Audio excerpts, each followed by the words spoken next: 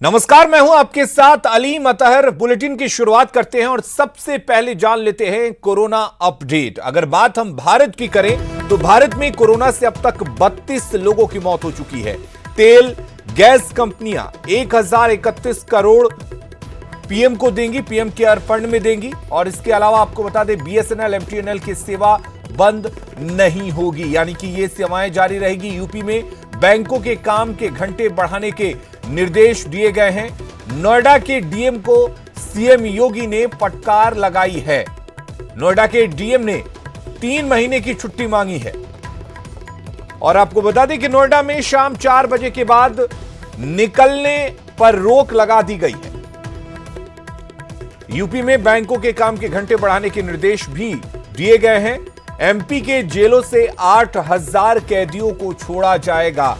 और साथ ही गायिका कनिका कपूर की चौथी रिपोर्ट भी पॉजिटिव आई है, यानी कि लगातार कनिका कपूर की रिपोर्ट्स पॉजिटिव आ रही हैं। बिहार की अगर हम बात करें तो पीएमसीएच के आइसोलेशन वार्ड में कई मरीजों को रखा गया है। आईजीआईएमएस को नॉन कोविड अस्पताल बनाया गया है। आईजीआईएमएस में कोरोना मरीज भर्ती नहीं होंगे। संदिग्धों की ट्रैकिंग में तेजी लाने के निर्देश दिए गए हैं। साथ ही आरएमआरआई में सभी 136 सैंपल की रिपोर्ट फिलहाल नेगेटिव आई है। सभी सदर अस्पतालों में कोरोना की जांच होगी, ऐसा कहा जा रहा है। पीएमसीएच में आइसोलेटेड बेड की संख्या बढ़ा दी गई है। साथ ही पीएमसीएच में 20 से अब बेड की संख्या बढ़ाकर 120 कर दी गई है। और बिहार में अब तक कोरोना के मरीजों की संख्या 15 पहुंच चुकी है। बॉर्डर इलाकों में आपदा राहत केंद्र बनाया गया है ताकि बाहर से जो लोग आ रहे हैं उनको वहां पर ठहराया जा सके, उनके रहने का इंतजाम किया जा सके। तो लॉकडाउन और सख्ती के बावजूद बिहार में बाहर से लोगों के लौटने का सिलसिला लगातार जारी है। बिहार की सीमा पर लोगों की भीड़ जमा हो रही है। हालांकि प्रशासन की तरफ से सभी को घर पहुंचाया जा रहा है।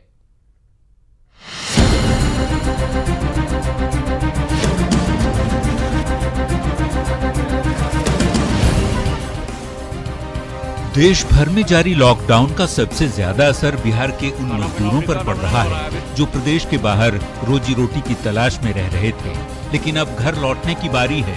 सो सैकड़ों हजारों मजदूर बिहार की सीमा तक दूसरे प्रदेशों से पहुंच रहे हैं। सीवान में यूपी बिहार बॉर्डर पर लोगों की भीड़ बसों में किस तरह जा रही है, ये तस्वीरें बताने के लिए काफी है। उत्तर प्रदेश से पैदल चलकर लोग अपने घर जाने के लिए बिहार पहुंचे हैं। आप देख सकते हैं न्यूज 18 पर ये एक्सक्लूसिव तस्वीर कि लगातार मजदूरों का जो बॉर्डर पे आना अभी बंद नहीं हुआ है। लगातार मजदूर यहाँ पे आ रहे हैं। और कहाँ के रहने वाले, किस समस्या हो रही है आपको? गोपालगंज से रहने वाले हैं। हमीरपुर में काम करते थे पावर प्लांट में। बहुत वजन से पैदल चलते हम लोग। अभी खाना वाना मिला है कि नहीं मिला है? पूरा मिठाई यहाँ पे मिला बस। गोपालगंज में यूपी और दिल्ली से रोज हजारों लोगों के आने का सिलसिला जारी है। जिला बॉर्डर पर बने चेक पोस्ट पर लोगों का मेडिकल चेकअप किया जा रहा है और उन्हें बसों से घर भेजने की तैयारी है। लोग खाए कि नहीं, ज़्यादातर लोग बता रहे हैं कि अभी वहाँ पर कुशीनगर में लोगों को खिलाया गया, वहाँ से खा के आए हैं। फिर भी और हम लोग यहाँ पे इंतजाम रखे हैं। यहाँ भी हम लोग उसको चाय जल्दी में अगर है तो बिस्किट चाय पी के जाएंगे, नहीं तो फिर खाने का इंतजाम भी हम लोग करेंगे। और 2-2.5 हज़ार के लगभग जो अपनी अपनी गाड़ी से निकले उनको है। और आज अभी आप लाइन देख ही रहे हैं। वहीं दिल्ली नोएडा में रह रहे बिहारी मजदूरों को यूपी सरकार के सहयोग से बसों के जरिए बगहा स्थित बिहार सीमा पर लाया गया, जहां उन्हें राहत कैंपों में शिफ्ट किया जा रहा है। बिहारी मजदूर यूपी होते हुए बिहार सीमा में प्रवेश कर गए हैं और भारी संख्या में मजदूर बिहार में प्रवेश कर रहे हैं। और बिहार सीमा में आते ही बगहा जिला का एक दहवा है, यहाँ राहत शिविर और स्वास्थ्य कैंप भी लगाया गया है। आप देख सकते हैं एक तरफ वहाँ पे जो लोग भी जो आ रहा है उसके स्वास्थ्य की जाँच की जा रही है। दिल्ली सहित अन्य प्रदेशों से सैकड़ों मजदूरों का जत्था सुपौल पहुंचा, जहां प्रशासन की ओर से लोगों को सरकारी स्कूलों में बने कैंप में ठहराया गया है। लोगों को आइसोलेट कर उनके स्वास्थ्य की जांच की जा रही है। जो पंचायत में क्वारंटाइन के लिए उसको 14 दिन का क्वारंटाइन कराया जाएगा। मुखिया जी की अध्यक्षता में टीम गठित है, उन्हीं को हम लोग अभी सुपुर्द कर रहे हैं कार्य। तो वहीं सासाराम के बिहार शिक्षा परियोजना कार्यालय के नए भवन निर्माण में लगे 100 से अधिक मजदूर घर जाने को छटपटा रहे हैं। लॉकडाउन के चलते ये मजदूर यहां फंस गए हैं। इनमें से ज्यादातर लोग बांका, भागलपुर के साथ ही झारखंड के लातेहार जिले के रहने वाले हैं। कोरोना के कारण हुए लॉकडाउन को लेकर पटना के बिहटा में फंसे मजदूरों को लेकर बस से भागलपुर के रास्ते पूर्णिया भेजा गया। ओवरलोडेड बस में बैठे लोग अपने घर जाने को लेकर उत्साहित भी दिखे। वहीं कोरोना के दहशत को लेकर झारखंड की सीमा से सटे बांका जिले में भी मजदूर बड़ी संख्या में पलायन कर रहे हैं। भलजोर चेक पोस्ट पर जिला प्रशासन के अधिकारी मजदूरों की स्वास्थ्य जांच करवा रहे हैं। Bureau report, news 18। रक्सौल में भारत नेपाल सीमा पर भी बड़ी संख्या में लोग जमा हैं। बॉर्डर पर पहुंचे मजदूरों के मुताबिक नेपाल में लॉकडाउन की वजह से वे बेरोजगार हो गए हैं, इसलिए अपने घर जाना चाहते हैं। रक्सौल के डीएम के मुताबिक सरकार के लॉकडाउन के निर्णय फैसले का पालन किया जाएगा। हम यहाँ पहुँचे तो बताइए हमारा क्या निदान होना चाहिए? अब भूखे मरे, आज 5 दिन हुआ खाए हुए। हम काम करने के लिए काठमांडू गए थे, वहाँ अब कोरोना के वजह से और लॉकडाउन की वजह से हम सारे लोग फंस गए और खाने पीने का कोई व्यवस्था नहीं है। हम लोग उधर से वापस आए। बस हमें यही मांग है नीतीश कुमार जी से कि हमें सुरक्षित हमारे घर तक पहुंचा दी जाए और उसके बाद 10, 20, 50 सारी जिंदगी भर के लिए लॉकडाउन कर दी जाए। हमें खुशी है कि हमें घर बैठाकर हमारा सरकार खिला रही है। सरकार के स्पष्ट निर्देश है कि लॉकडाउन को इन टोटो 100% इम्प्लीमेंट करना है। देश की सुरक्षा और यहाँ के जनता की सुरक्षा सर्वोच्च प्राथमिकता में आती है, तो लॉकडाउन का अनुपालन जो है हम 100% करेंगे। और यहाँ पे जो भी इश्यूज है इसके लिए मिनिस्ट्री ऑफ होम्स और एम्बेसी जो है मिनिस्ट्री ऑफ एक्सटर्नल अफेयर्स उनसे कम्युनिकेशन हो गया है। एसएसबी और हमारी स्थानीय पुलिस जो है एकदम चुस्त दुरुस्त है और सभी लोगों से अनुरोध यही रहेगा कि लॉकडाउन का अनुपालन करें, सोशल डिस्टेंसिंग मेंटेन रहे। और वहीं पटना में 300 से ज्यादा मजदूर जो है अचानक आज पहुंच गए। मीठापुर बस स्टैंड पर मजदूरों ने बस मालिक और कर्मचारियों पर बदसलूकी और मारपीट का आरोप लगाया। सरकार के अधिकारी मौके पर पहुंचे और मामले को शांत कराया, साथ ही मजदूरों को भागलपुर भेजा गया। ये तस्वीर, ये प्रवासी मजदूर हैं जो दिल्ली समेत विभिन्न राज्यों से बिहार में आए हैं। मीठापुर बस स्टैंड के पास ये बस खड़ी हो गई थी। दरअसल ये जो प्रवासी मजदूर हैं ये बिहार के भागलपुर जिले के रहने वाले हैं और काफ़ी संख्या है। देखिए किस कदर ये बैठे हुए हैं और हालांकि सोशल डिस्टेंसिंग की जो बात होती है उसका माहौल उड़ाया जा रहा है। किस कदर उड़ रहा है ये आप अच्छी तरह देखकर समझ सकते हैं। जो कुछ बसेज आ रही हैं यूपी से, जो पैदल लोग चले आ रहे थे, तो इन लोग को भागलपुर जाना था। बीच में इन लोग को मीठापुर यहाँ बस स्टैंड में ले आया। फ़ोन आया है वहाँ से सीनियर से कि इन लोगों ने फ़ोन किया कि भाई रास्ते में हमसे पैसा मांगा जा रहा है और हमला से बदसलूकी किया गया है हमारे पे। इस कदर कोरोना की अगर बात कर ले, कोरोना में तो सोशल डिस्टेंसिंग की बात की जाती है, लेकिन माहौल किस कदर उड़ा है ये देखिए इसका।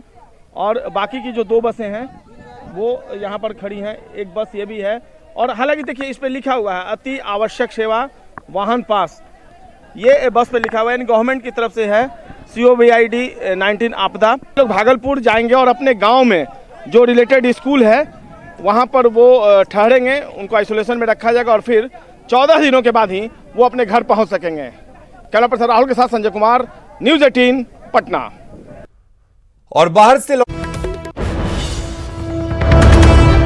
और इस वक्त एक बड़ी खबर आ रही है कोरोना को लेकर। रिलायंस इंडस्ट्रीज का बड़ा ऐलान, 500 करोड़ रुपए की सहायता रिलायंस इंडस्ट्री ने दी है। प्रधानमंत्री राहत कोष में 500 करोड़ रुपए की सहायता राशि रिलायंस इंडस्ट्रीज ने दी है। ये सहायता राशि उन पहल के अलावा है जो पहल रिलायंस इंडस्ट्रीज पहले से ही कर रहा है। कोरोना के काल में सरकार के साथ लगातार रिलायंस इंडस्ट्रीज खड़ा है।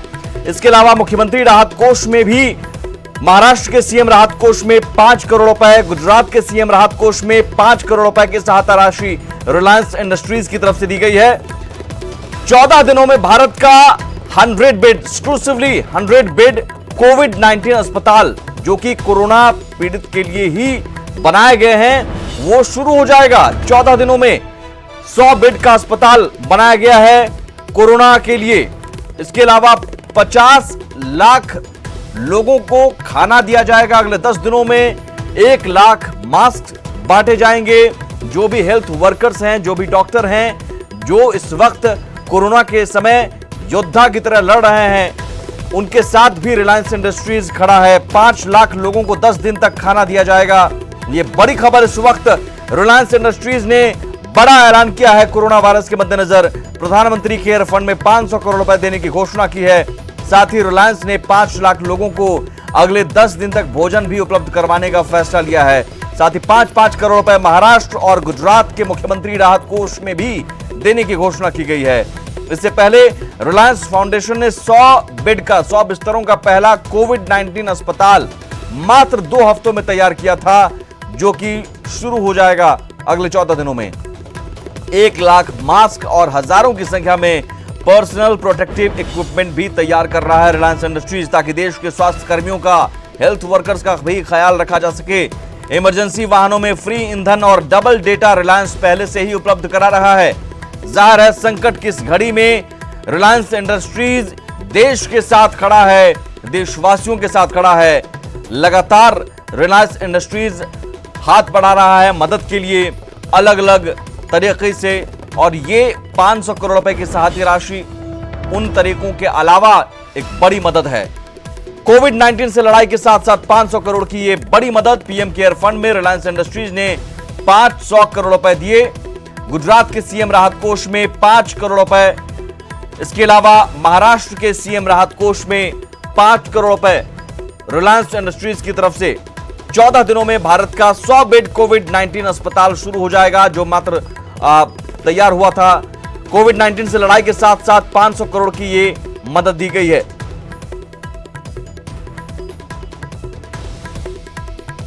तो गुजरात के सीएम राहत कोष और महाराष्ट्र के सीएम राहत कोष में 5 करोड़ रुपए, 5-5 करोड़ रुपए। इसके अलावा भारत का पहला कोविड-19 अस्पताल, जो कि बहुत जरूरी है लगातार मरीजों की बढ़ती संख्या को देखते हुए, वो रिलायंस इंडस्ट्रीज की ओर से पहल की गई और 14 दिनों में ये बनकर तैयार हो जाएगा, शुरू हो जाएगा 14 दिनों में भारत का पहला कोविड-19 अस्पताल, जो कि कोरोना के लिए ही बनाया गया है। इसमें कोविड-19 की स्क्रीनिंग, परीक्षण, रोकथाम और उपचार, और अगले 10 दिनों में 50 लाख लोगों को खाना भी उपलब्ध कराया जाएगा। स्वास्थ्य कर्मियों को हर रोज 1 लाख मास्क देने का फैसला, इमरजेंसी गाड़ियों के लिए मुफ्त में ईंधन, ये एक बड़ा फैसला। 14 दिनों में भारत का 100 बेड कोविड-19 अस्पताल शुरू हो जाएगा। अगले 10 दिनों में 50 लाख लोगों को खाने का पैकेट दिया जाएगा। वहीं इमरजेंसी वाहनों में फ्री ईंधन और डबल डेटा रिलायंस पहले से ही उपलब्ध करा रहा है। बड़ा ऐलान, बड़ी खबर, रिलायंस इंडस्ट्रीज की ओर से बड़ी पहल और बड़ी मदद। इस संकट की घड़ी में देश के साथ रिलायंस इंडस्ट्रीज खड़ा है, रिलायंस फाउंडेशन खड़ा है। इमरजेंसी गाड़ियों के लिए मुफ्त में ईंधन देने का फैसला किया गया। 14 दिनों में भारत का 100 बेड कोविड-19 अस्पताल शुरू हो जाएगा, जो कोरोना संक्रमित मरीजों के इलाज के लिए है। अगले 10 दिनों में 50 लाख लोगों को खाने का पैकेट दिया जाएगा। पीएम केयर फंड में रिलायंस इंडस्ट्रीज ने 500 करोड़ रुपए दिए हैं। वहीं स्वास्थ्य कर्मचारियों को हर रोज 1 लाख मास्क बांटे जाएंगे, जबकि इमरजेंसी गाड़ियां जैसे कि एम्बुलेंस, इन गाड़ियों के लिए मुफ्त में ईंधन भरवाया जाएगा, ईंधन दिया जाएगा। ये बड़ा ऐलान और ये वो बड़ी पहल जो इस वक्त रिलायंस इंडस्ट्रीज की ओर से देश में जो संकट की घड़ी है, उस वक्त रिलायंस इंडस्ट्रीज ने बड़ी पहल की है।